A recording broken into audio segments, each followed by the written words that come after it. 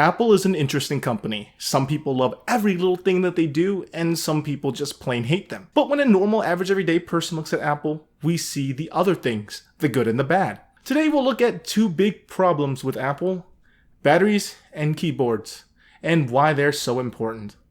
Anyway, let's get started. It doesn't take a genius to know that Apple makes a ton of money.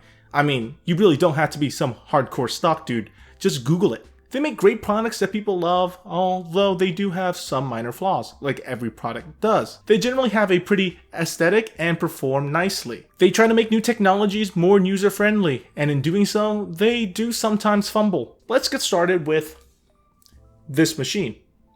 A 2016 13-inch MacBook Pro. A machine I praise for being a pretty good machine, even if it does cost more than 5 spicy McChicken sandwiches.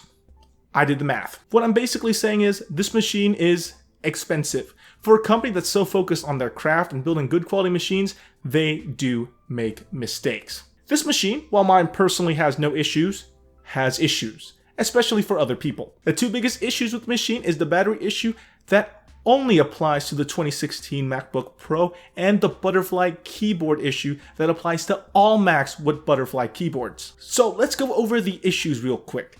The battery issue is that some MacBook Pro batteries swell up like a bloated birthday party balloon. This isn't a largely known issue because it only affects a couple machines, but it is a bit concerning. You paid a ton of money for this machine.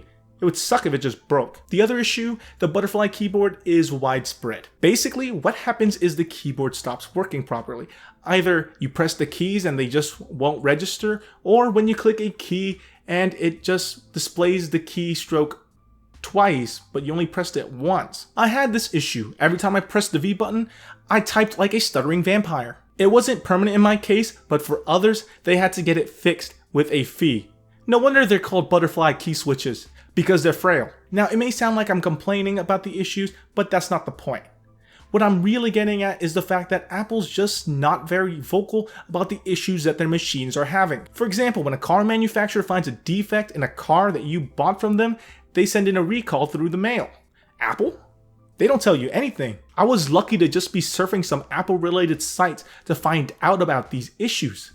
That shouldn't happen. It shouldn't be hard for me to find out that there's something wrong or bad about my machine. For example, even my own family and friends who own MacBooks with butterfly key switches didn't know about the recall about these issues without me telling them. It shouldn't be hard to just push out a notification onto the affected Macs to notify their owners that there might be something potentially wrong with their machine and that they should get it checked. It's kind of ridiculous that they hid it from the consumer. I praise them for coming out about the battery issue.